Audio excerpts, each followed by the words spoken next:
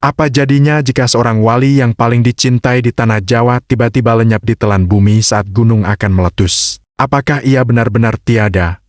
Ataukah ia sedang melakukan perjalanan rahasia ke dimensi yang tak terjangkau akal manusia? Selamat datang di sebuah kisah yang akan mengubah cara kalian memandang arti pengorbanan.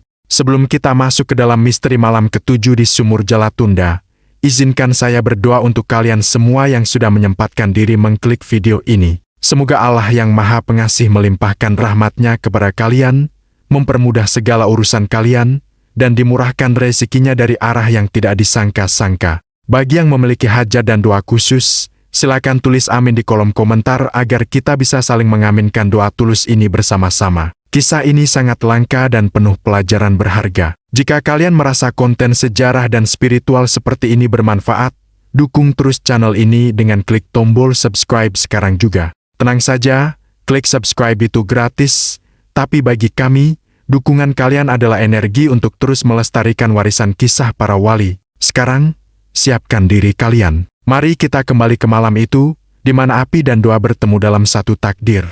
Malam itu, lereng Gunung Penanggungan seolah kehilangan nyawanya. Tidak ada suara jangkrik, tidak ada desau angin yang biasanya membelai barisan pohon jati. Yang ada hanyalah keheningan yang menyesakkan, jenis keheningan yang biasanya datang tepat sebelum bencana besar melumat segalanya. Di tengah kegelapan yang pekat, sebuah kerumunan kecil berkumpul di bibir Sumur Jalatunda. Cahaya obor yang mereka bawa menari-nari liar, memantulkan bayangan panjang yang tampak seperti raksasa kelaparan di dinding-dinding batu kuno. Wajah para penduduk desa pucat pasi, ketakutan mereka bukan tanpa alasan. Dalam satu purnama terakhir, 7 nyawa telah hilang di telan bumi. Mereka yang pergi mencari kayu bakar atau sekadar melintas di dekat sumur tua itu tidak pernah kembali. Rumor menyebar lebih cepat daripada wabah, mengatakan bahwa penghuni gaib Jalatunda sedang menagih janji lama yang terlupakan oleh para leluhur. Sumur itu bukan lagi sumber mata air, melainkan mulut kegelapan yang siap mengunyah siapa saja. Di tengah kepanikan dan isak tangis yang tertahan,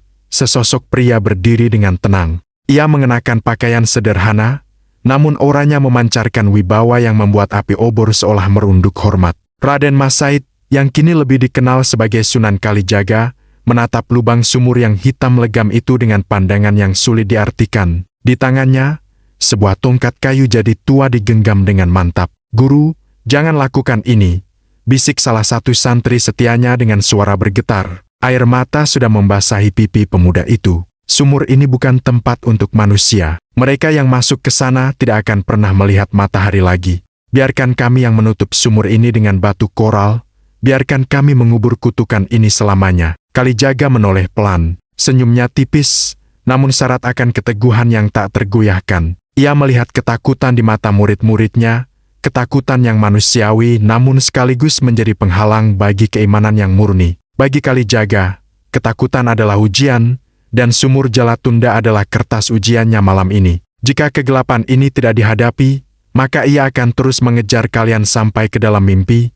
Suara Kalijaga terdengar rendah namun bergema di sela-sela tebing batu. "Aku tidak datang untuk berperang dengan setan, aku datang untuk menemui sisi gelap yang selama ini bersembunyi di balik ketakutan kalian sendiri. Jalatunda hanyalah pintu, dan aku harus memasukinya agar pintu itu tidak lagi menelan nyawa yang tak berdosa." Kalijaga melangkah maju, tepat ke pinggiran batu sumur yang licin karena lumut dan air mata alam. Udara di sekitar sumur itu terasa dingin yang menusuk tulang, jenis dingin yang tidak bisa diusir oleh api obor manapun. Aroma tanah basah bercampur dengan bau anyir yang samar mulai menguar, membuat beberapa penduduk desa mundur teratur karena mual yang mendadak menyerang. Ia melepaskan tasbihnya dan mengalungkannya di leher.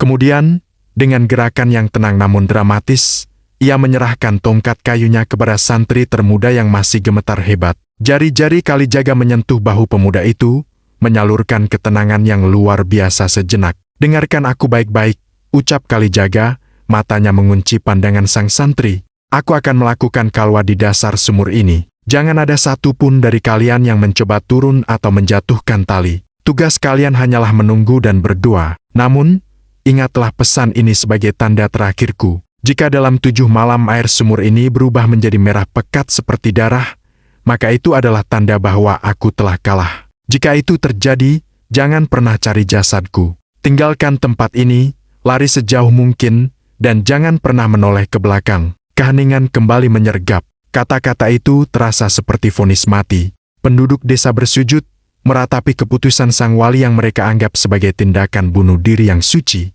Mereka melihat Kalijaga sebagai satu-satunya cahaya di tengah kegelapan Jawa yang masih dipenuhi sisa-sisa ilmu hitam dan makhluk-makhluk haus darah.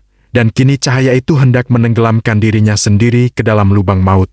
Kalijaga memejamkan mata. Bibirnya mulai bergerak tanpa suara, merapalkan di zikir yang hanya bisa didengar oleh nuraninya sendiri. Tiba-tiba, suasana berubah menjadi sangat mencekam. Angin yang sedari tadi mati, mendadak berhembus kencang, memutar di sekitar sumur hingga memadamkan hampir separuh obor yang ada. Suara rintihan samar terdengar dari kedalaman sumur, seperti jutaan jiwa yang sedang memanggil namanya. Tanpa keraguan sedikit pun, Kalijaga melangkah ke ruang kosong di atas bibir sumur. Tubuhnya seolah melayang sejenak sebelum gravitasi menariknya jatuh ke dalam kegelapan abadi.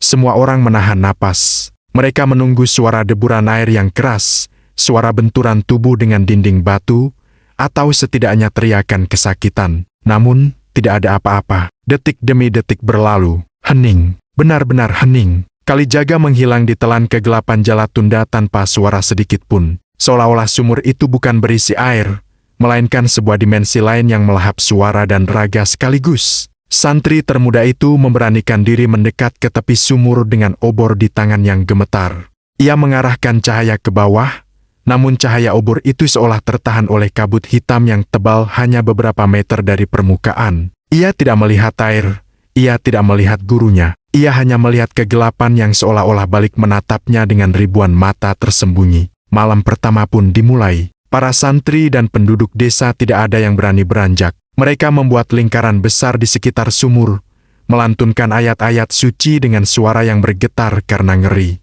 Setiap kali ada suara kerikil jatuh ke dalam sumur, jantung mereka seolah berhenti berdetak. Memasuki tengah malam, keanehan mulai terjadi. Hutan di sekitar Gunung Penanggungan mendadak riuh dengan suara tawa melengking yang berpindah-pindah dari satu pohon ke pohon lain. Bayangan hitam besar mulai tampak berkelebat di antara pepohonan, mengawasi kerumunan itu dengan penuh nafsu. Makhluk-makhluk yang selama ini bersembunyi di balik mitos seolah merayakan kepergian pelindung manusia itu ke dalam tanah. Dia sudah mati, wali kalian sudah menjadi santapan penguasa Jalatunda. Sebuah suara parau tanpa wujud menggema di udara, membuat para penduduk desa menutup telinga mereka rapat-rapat. Namun, para santri tetap bertahan. Mereka memegang teguh pesan Kalijaga. Di tengah gempuran teror gaib itu, mereka menyadari bahwa ujian ini bukan hanya untuk guru mereka, tapi untuk seberapa besar kepercayaan mereka pada kekuatan Tuhan yang dibawa oleh Kalijaga. Di dasar sumur yang tak terjangkau mata manusia, Kalijaga sebenarnya tidak sedang tenggelam. Ia mendarat di atas permukaan air yang teksturnya terasa seperti kaca padat.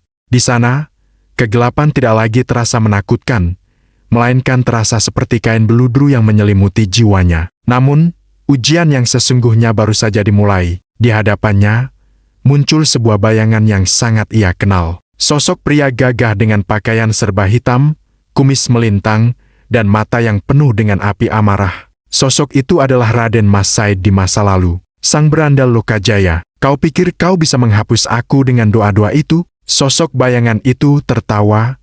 Suaranya menggelegar di ruang sempit sumur, menciptakan gema yang menyiksa telinga. Kau adalah aku, Kalijaga. Kau adalah pencuri. Kau adalah perampok. Kau adalah noda di tanah Jawa ini. Kau datang ke sini untuk suci. Tidak, kau datang ke sini untuk mati dan kembali menjadi kegelapan yang kau cintai. Kalijaga tetap bersila, matanya tertutup rapat. Ia tidak membalas provokasi itu dengan kata-kata. Ia tahu bahwa di tempat ini, kata-kata tidak memiliki kekuatan, hanya keteguhan batin yang bisa mengalahkan proyeksi kegelapan tersebut. Namun, bayangan Lokajaya itu mulai mendekat, mencekik lehernya dengan tangan yang terasa sedingin es. Di atas sana, di dunia manusia, langit yang tadinya bersih tiba-tiba tertutup awan hitam yang bergulung-gulung. Petir menyambar-nyambar tanpa suara guntur, menciptakan kilatan cahaya yang menyakitkan mata. Dan tepat saat itu, santri yang memegang tongkat Kalijaga menjerit ketakutan. Ia menunjuk ke dalam sumur. Air yang tadinya hitam, perlahan-lahan mulai berubah warna. Sedikit demi sedikit, warna merah mulai muncul dari dasar, naik ke permukaan seolah-olah ada mata air darah yang meledak di bawah sana. Merah, airnya berubah menjadi merah. Teriak penduduk desa dengan kepanikan yang tak terkendali. Wasiat itu terngiang kembali di telinga mereka. Jika air berubah menjadi darah dalam 7 malam, jangan pernah cari jasadnya. Ini baru malam pertama, dan tanda kematian itu sudah muncul. Apakah Sunan Kalijaga telah gagal? Apakah sang wali yang sakti itu baru saja menemui ajalnya di tangan iblis Jalatunda pada jam pertama ia melompat? Kepanikan pun pecah. Beberapa orang mulai melarikan diri ke dalam hutan, sementara yang lain jatuh pingsan karena tekanan batin yang luar biasa. Di bibir sumur, air yang kini berwarna merah kental itu mulai meluap, membasahi batu-batu kuno dan mengalir seperti sungai darah yang mencari mangsa baru. Misteri sumur Jalatunda baru saja membuka babak pertamanya yang paling berdarah. Di dalam sana, Kalijaga masih bertarung, bukan dengan pedang, melainkan dengan hakikat keberadaannya sendiri di tengah kepungan bayang-bayang masa lalu yang siap menyeretnya ke neraka paling dalam. Tentu, ini baru awal dari sebuah perjalanan yang akan mengguncang tanah Jawa selamanya. Apa yang sebenarnya terjadi di dasar sumur? Dan siapakah sosok bermata merah yang mulai merayap keluar dari lubang itu saat semua orang sedang ketakutan? Rahasia itu terkubur dalam bersama sang wali yang menghilang secara gaib.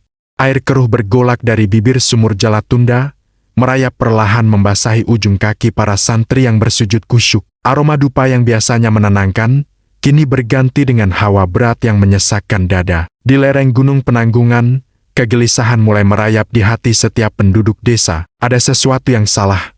Sesuatu yang sangat tidak beres. Di tengah kekacauan itu, seorang santri muda terkesiap. Matanya terpaku pada sumur. Dari balik uap tebal yang mengepul, sesosok makhluk misterius dengan mata merah menyala perlahan merangkak keluar. Cakar-cakarnya yang tajam mencengkeram pinggiran batu sumur yang basah. Itu bukan Sunan Kalijaga. Itu adalah perwujudan kutukan kuno Jalatunda yang telah terbangun dari tidur panjangnya. Sebuah suara menggema, bukan di telinga, tapi langsung di benak semua orang. Di mana dia yang berani mengusik tidurku? Suara itu penuh amarah, membuat lutut terasa lemas dan jantung berdebar kencang. Para santri saling berpandangan, ketakutan jelas tergambar di wajah mereka. Mereka datang untuk menjemput guru mereka, tapi yang menyambut mereka adalah mimpi buruk. Sementara itu, jauh di kedalaman sumur, di dimensi lain, jiwa Sunan Kalijaga sedang menghadapi ujian terberatnya. Bayangan masa lalunya bangkit, mengambil wujud Lokajaya, dirinya di masa lalu saat masih menjadi perampok yang ditakuti. Di sekelilingnya, muncul pula bayangan orang-orang yang pernah ia sakiti, wajah mereka penuh derita dan tatapan mereka menusuk kalbu. Lihatlah perbuatanmu, Raden Said, bisik Lokajaya dengan senyum sinis. Kau mengajar tentang kebaikan, tapi kau membangunnya di atas penderitaan orang lain. Kau pikir kau pantas menjadi cahaya bagi mereka? Kau tidak lebih dari kegelapan yang bersembunyi di balik jubah putih. Setiap kata terasa seperti cambuk yang menghantam jiwa Kalijaga. Beban penyesalan yang selama ini ia pendam kini terasa begitu berat, menekan hingga membuatnya sesak. Namun, di tengah siksaan batin yang luar biasa, sebersit ingatan muncul. Ingatan saat ia pertama kali bertemu gurunya, Sunan Bonang. Ingatan akan pelajaran mencari emas sejati, bukan harta duniawi, melainkan emas murni yang ada di dalam hati. Dengan sisa kekuatan yang ada, Kalijaga menengadahkan hatinya. Ia berdoa, bukan untuk keselamatan dirinya, tapi untuk keselamatan orang-orang yang menunggunya dengan penuh harap di atas sana. Ya Allah, jika Engkau memang telah mengampuni hamba, maka biarlah cahayamu menyinari kegelapan ini. Bukan untukku, tapi untuk mereka yang percaya pada jalan kebaikan-Mu. Seketika, cahaya keemasan yang hangat memancar dari dalam diri Kalijaga, mengusir bayangan-bayangan kelam itu hingga sirna. Di dunia nyata, di bibir sumur, makhluk kutukan itu memekik kesakitan seolah terbakar. Energi suci itu melemparnya kembali ke dalam kegelapan sumur yang pekat. Suasana menjadi hening sejenak, namun tantangan ternyata belum berakhir. Dari kejauhan, serombongan orang datang dengan langkah tergesa. Di barisan terdepan, seorang pria parubaya dengan aura kesaktian yang kuat berjalan angkuh. Dia adalah Ki Ageng Setan, seorang pendekar sakti yang telah lama menyimpan dendam pada para wali. Hentikan para santrinya, serunya dengan suara menggelegar. Segel sumur ini sekarang juga. Kita akan mengurung wali sesat itu selamanya di dalam sana. Para pengikut Ki Ageng Setan bergerak cepat, mencoba mendorong para santri menjauh dari sumur. Ki Ageng Setan sendiri langsung melesat maju, mencabut keris pusakanya yang memancarkan aura hitam. Ia mengarahkannya pada santri muda yang sejak tadi memegang erat tongkat milik Sunan Kalijaga. Namun, saat keris itu mendekat, sebuah keajaiban terjadi. Tongkat di tangan sang santri bergetar hebat, memancarkan aura dingin yang membekukan. Belum sempat menyentuh, keris sakti milik Ki Ageng Setan tiba-tiba retak, lalu hancur berkeping-keping menjadi debu. Ki Ageng Setan terperanjat, tak percaya pusaka andalannya bisa hancur begitu saja. Tiba-tiba, keheningan pecah oleh alunan musik gaib yang merdu dan syahdu, terdengar dari dalam sumur. Itu adalah melodi gamelan Lokananta, sebuah instrumen dari alam lain yang suaranya mampu menenangkan jiwa yang paling gelisah sekalipun. Semua orang, baik santri maupun pengikut Ki Ageng Setan, terdiam. Mereka terpesona, larut dalam keindahan melodi surgawi itu. Dari dasar sumur, uap putih yang wangi membumbung tinggi.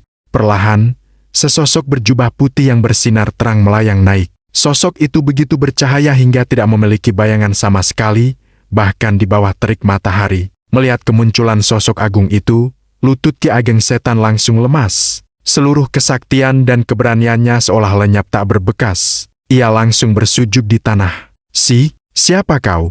Tanyanya dengan suara gemetar, tak berani mengangkat wajahnya. Sosok bercahaya itu tidak menjawab dengan kata-kata. Ia hanya menunjuk ke arah sumur, lalu mengangkat tangannya menunjuk ke langit. Sebuah pesan tanpa suara yang bisa dimengerti oleh semua orang. "Pergilah."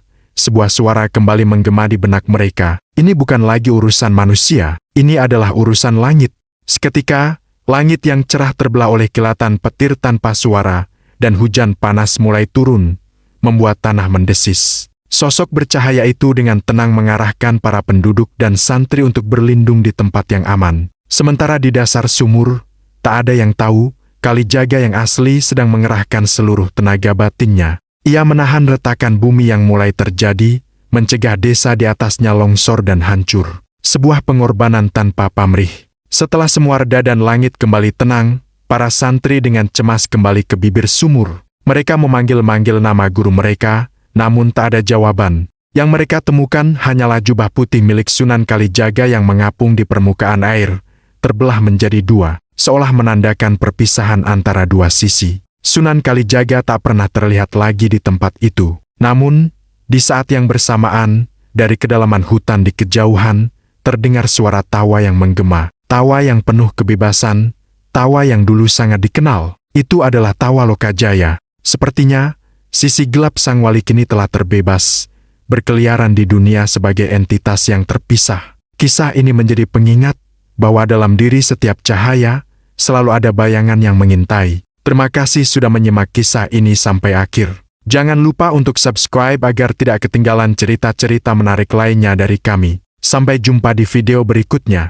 Robekan jubah coklat yang mengapung di permukaan air sumur Jalatunda menjadi saksi bisu keheningan yang paling mengerikan. Para santri terpaku, memandangi kain yang terbelah dua itu dengan tatapan kosong. Di tengah kesunyian itu, tawa Lokajaya yang menggema dari kegelapan hutan terasa seperti sembilu yang mengiris nyali. Suaranya bukan lagi suara manusia, melainkan suara ribuan iblis yang bersorak karena merasa telah memenangkan pertempuran memperebutkan jiwa sang wali. Malam ketiga dimulai dengan kabut tebal yang turun menyelimuti lereng Gunung Penanggungan. Kabut ini bukan kabut biasa. Ia terasa dingin, lembab, dan membawa aroma bunga Kamboja yang menusuk indera penciuman. Jarak pandang menjadi sangat terbatas, hanya sejauh jangkauan tangan. Penduduk desa yang masih bertahan di atas bukit mulai mendengar suara-suara aneh. Suara langkah kaki ribuan orang yang berbaris, namun tidak ada satupun rupa yang terlihat. Di dalam sumur, Sunan Kalijaga yang asli sebenarnya tidak benar-benar menghilang. Ia berada dalam kondisi antara. Tubuhnya seolah menjadi cair, menyatu dengan molekul air dan tanah. Di dimensi ini, ia melihat Nusantara bukan sebagai hamparan tanah, melainkan sebagai jalinan energi yang saling tarik-menarik antara cahaya dan kegelapan. Ia melihat masa depan, ia melihat gedung-gedung tinggi yang belum ada, ia melihat peperangan besar yang akan melanda tanah ini ratusan tahun kemudian. Namun, penglihatan itu terputus saat sebuah tangan raksasa yang terbuat dari lumpur hitam muncul dari dasar sumur dan menarik kesadaran Kalijaga kembali ke titik nol. "Kau terlalu sibuk memikirkan masa depan, Kalijaga, sampai kau lupa bahwa tubuhmu di dunia nyata sedang dijarah." Suara itu berat dan bergetar, berasal dari sang penjaga Jalatunda, sosok entitas kuno yang kekuatannya setara dengan akar gunung itu sendiri. Kalijaga mencoba mengumpulkan energinya. Aku tidak sedang menjarah, aku sedang membayar hutang keberadaanku sebagai manusia. Hutangmu tidak bisa dibayar dengan mediasi, teriak entitas itu. Lihatlah ke atas, bayanganmu, Lokajaya yang kau benci itu, kini sudah memiliki raga sendiri. Ia sedang menuju ke pemukiman penduduk. Ia akan membakar apa yang kau bangun. Ia akan membunuh mereka yang kau cintai dengan wajahmu sendiri. Di permukaan, ketakutan itu menjadi kenyataan. Sosok yang menyerupai Kalijaga, namun dengan aura yang sangat kelam, muncul dari balik kabut. Ia berjalan perlahan menuju barisan santri. Wajahnya identik, namun tatapan matanya kosong dan dingin seperti es di puncak gunung. Ia memegang sebuah keris panjang yang mengeluarkan asap hitam. "Guru?" tanya santri termuda dengan ragu, mencoba mendekat. "Jangan mendekat," teriak Ki Ageng Setan yang ternyata masih hidup meski tenaganya sudah terkuras.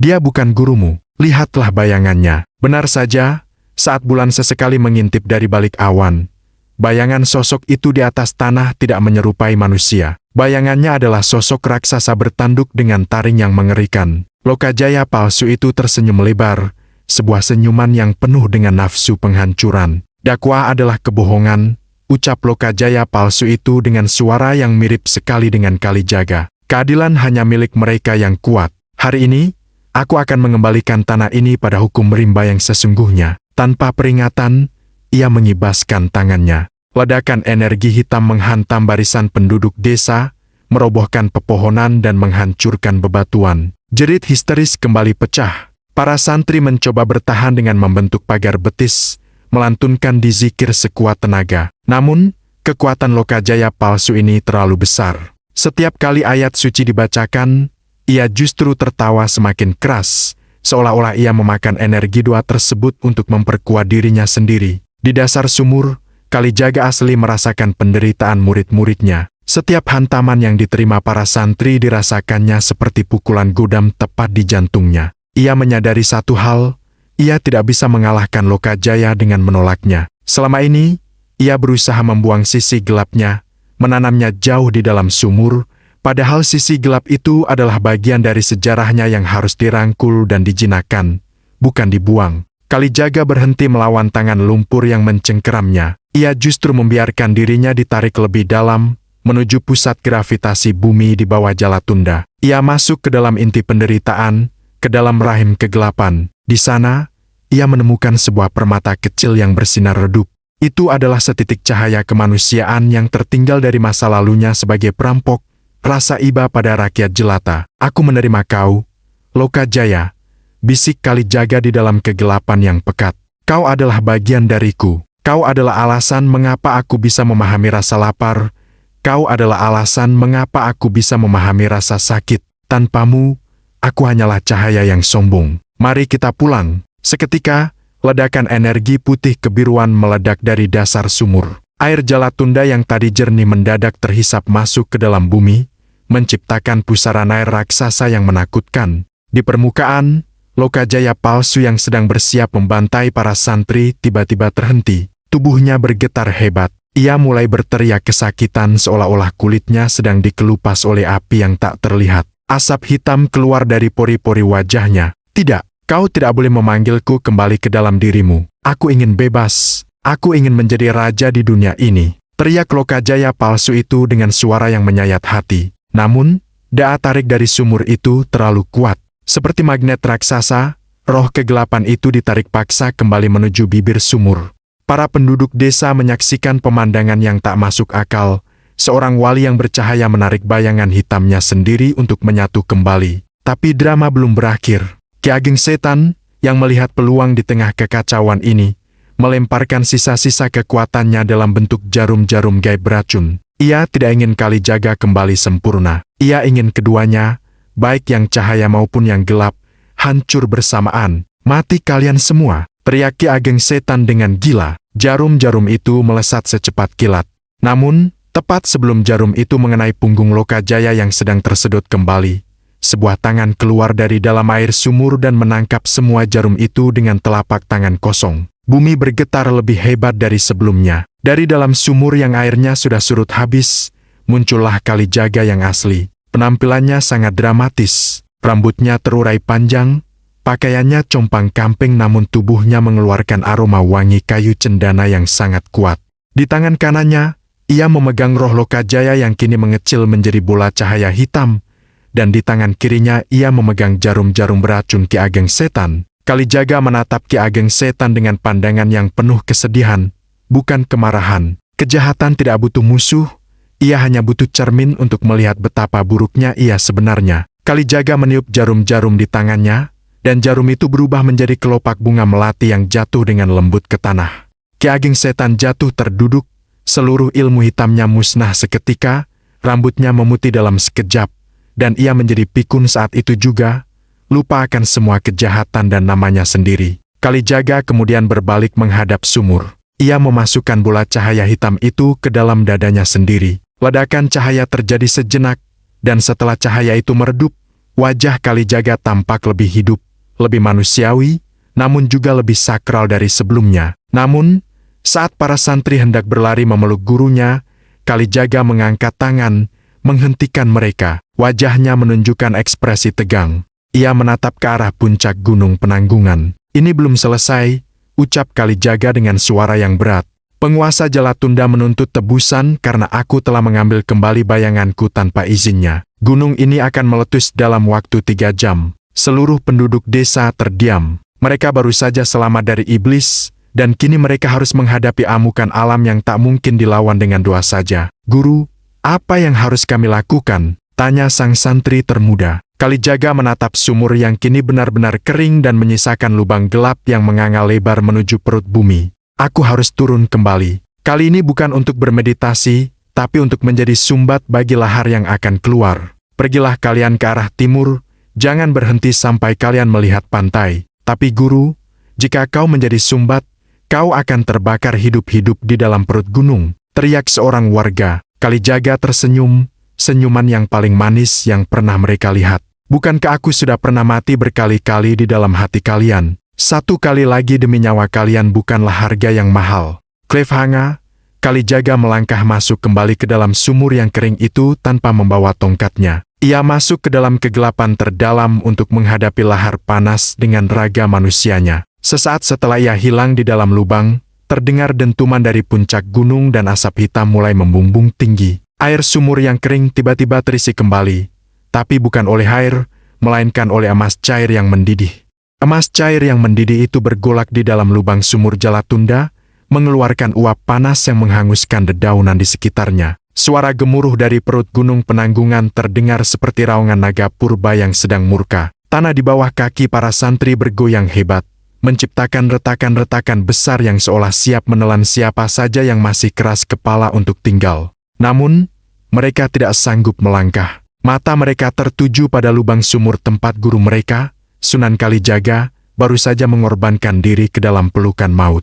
Cepat pergi, jangan biarkan pengorbanan Kanjeng Sunan menjadi sia-sia, teriak santri termuda, meski suaranya pecah oleh isak tangis. Ia memeluk tongkat jati sang guru dengan erat, seolah-olah benda itu adalah satu-satunya pegangan hidupnya di tengah kiamat kecil ini. Rombongan penduduk desa mulai bergerak menjauh, berlari dengan napas tersengal menuju arah timur sebagaimana perintah terakhir sang wali. Di belakang mereka, langit berubah menjadi merah membara. Abu vulkanik mulai turun seperti salju hitam yang mematikan, menutupi jejak kaki mereka yang gemetar. Sementara itu, di dalam perut bumi yang membara, Sunan Kalijaga sedang melakukan hal yang tidak mungkin dibayangkan oleh akal manusia. Ia tidak terbakar. Tubuhnya yang kini telah menyatu kembali dengan sisi gelap Lokajaya memiliki ketahanan yang melampaui logika. Ia berdiri di atas aliran magma yang pijar, kedua tangannya terentang lebar menahan dinding-dinding batu penyangga kawah yang mulai runtuh. Udara di sana sangat tipis, dipenuhi gas belerang yang mencekik, namun bibir Kalijaga tidak berhenti berzikir. Setiap detak jantungnya ia sinkronkan dengan detak nadi bumi. Ia bukan lagi sekadar manusia yang melawan alam. Ia sedang berdialog dengan alam. Wahai bumi yang suci, wahai api yang perkasa, bukan aku yang memerintahmu, tapi Zat yang menciptakanmu. Suara Kalijaga menggema di tengah deru lahar. Tenanglah, belum saatnya tanah ini menjadi lautan api. Masih banyak jiwa yang perlu mengenal cinta, masih banyak anak-anak yang belum melihat hari esok. Entitas penjaga Jalatunda kembali muncul, kali ini dalam wujud lidah api yang raksasa. Kalijaga, kau hanyalah debu di hadapan amarah gunung ini. Mengapa kau bersikeras melindungi mereka yang seringkali melupakanmu saat mereka kenyang, dan hanya mencarimu saat mereka ketakutan? Kalijaga tersenyum di tengah peluh dan darah yang mulai mengucur dari pori-porinya karena tekanan udara yang luar biasa. Karena itulah tugas seorang pelayan, bukan untuk dicintai, tapi untuk mencintai. Bukan untuk diingat, tapi untuk memastikan mereka tetap memiliki kesempatan untuk mengingat Tuhan mereka. Dengan satu hentakan kaki yang menggetarkan fondasi gunung, Kalijaga menyalurkan seluruh sisa energi batinnya. Ia menarik seluruh elemen air yang tersisa di akar-akar pohon penanggungan, memaksanya mengalir menuju sumur Jalatunda. Pertemuan antara air yang luar biasa banyak dengan magma yang membara menciptakan ledakan uap yang dahsyat di dalam perut bumi. Di permukaan, sebuah keajaiban terjadi. Puncak gunung yang tadinya sudah memuntahkan awan panas tiba-tiba terdiam. Gemuruh yang tadinya memekakan telinga perlahan-lahan mereda menjadi getaran halus. Langit yang merah perlahan-lahan kembali menghitam, dan hujan deras yang asli bukan hujan panas mulai turun membasahi bumi yang kering. Namun, sumur Jalatunda mengeluarkan suara ledakan yang memekakan telinga. Emas cair yang tadi memenuhi lubangnya tiba-tiba tersembur keluar ke angkasa, membentuk busur cahaya yang indah sebelum akhirnya membeku menjadi debu berkilauan yang tertiup angin. Setelah itu, hening, benar-benar hening. 7 malam telah berlalu sejak Kalijaga pertama kali melompat ke dalam sumur. Pagi harinya, saat matahari mulai mengintip dari balik kabut penanggungan, para santri kembali ke lokasi sumur dengan hati yang berdebar-debar. Mereka berharap melihat guru mereka berdiri di sana, menyambut mereka dengan senyum tenangnya. Namun, yang mereka temukan justru membuat mereka jatuh tersungkur. Sumur Jalatunda telah rata dengan tanah. Tidak ada lagi lubang, tidak ada lagi batu kuno. Yang tersisa hanyalah hamparan tanah yang ditumbuhi bunga-bunga melati liar yang mekar secara instan, menebarkan wangi yang sangat harum hingga ke desa-desa tetangga. Guru, perintih sang santri termuda, ia meletakkan tongkat jadi itu di atas tanah yang baru tumbuh bunga melati tersebut. Tiba-tiba, dari balik pohon jati yang besar, muncul seorang pria tua berpakaian seperti petani biasa. Ia membawa cangkul di bahunya dan memakai caping yang menutupi sebagian wajahnya. Pria itu berjalan mendekat dengan langkah yang ringan. "Mengapa kalian menangis di atas tanah yang begitu indah ini?" tanya pria tua itu dengan suara yang sangat akrab di telinga mereka. Para santri terperanjat. Mereka mengenali suara itu, namun wajah pria di hadapan mereka tampak berbeda, lebih muda, lebih segar, namun matanya memiliki kedalaman samudera yang sama dengan Sunan Kalijaga. "Kanjeng Sunan?" tanya mereka hampir serempak. Pria itu tertawa kecil, suara tawa yang tidak lagi mengandung kesombongan Lokajaya maupun kesedihan Kalijaga. Itu adalah suara tawa manusia yang telah selesai dengan dirinya sendiri. "Sunan Kalijaga sudah tidak ada," ucap pria itu sambil menunjuk ke arah gundukan tanah bermelati. "Ia sudah menyatu dengan tanah Jawa. Ia sudah menjadi bagian dari setiap embun yang kalian hirup dan setiap butir nasi yang kalian makan. Sekarang, yang ada hanyalah seorang hamba Allah yang ingin belajar bercocok tanam." Pria itu kemudian mengambil tongkat jati yang diletakkan santri tadi. Begitu tangannya menyentuh kayu jati itu, tongkat tersebut tiba-tiba bertunas dan mengeluarkan daun-daun hijau yang segar. Ia menancapkan tongkat itu ke tanah, lalu berbalik dan berjalan perlahan menjauh, masuk ke dalam kabut pagi yang mulai menipis. "Ingatlah," suaranya terdengar sayup-sayup terbawa angin. "Kebenaran tidak perlu kau cari di dasar sumur yang gelap. Kebenaran ada pada seberapa besar kau berani menghancurkan egomu demi keselamatan orang lain. Sumur Jalatunda hanyalah cermin, dan kalian telah melihat wajah kalian yang sesungguhnya di sana." Para santri dan penduduk desa yang baru datang hanya bisa terpaku melihat sosok itu menghilang secara perlahan, seolah-olah ia terurai menjadi cahaya matahari. Saat mereka melihat kembali ke arah tongkat yang ditancapkan, tongkat itu telah berubah menjadi pohon jati raksasa yang tegak lurus menantang langit, seolah menjadi monumen abadi atas pengorbanan yang terjadi di malam ke-7. Di desa-desa sekitar Gunung Penanggungan, cerita tentang wali yang menghilang ke dalam bumi pun menjadi legenda yang viral dari mulut ke mulut, melintasi generasi dan zaman. Bukan tentang kesaktiannya yang membelah gunung, tapi tentang bagaimana ia memilih untuk menghilang agar rakyatnya bisa tetap ada. Dan konon katanya hingga hari ini, jika seseorang datang ke bekas lokasi sumur Jalatunda dengan hati yang tulus dan penuh dosa yang ingin ditebus, mereka akan mencium aroma melati yang sama dan terkadang melihat bayangan seorang pria tua sedang mencangkul di tengah kabut menjaga tanah Jawa dalam keheningan yang suci. Kisah sang wali yang menghilang secara gaib itu tidak pernah benar-benar berakhir, karena ia memilih untuk hidup di dalam setiap detak jantung manusia yang memiliki cinta.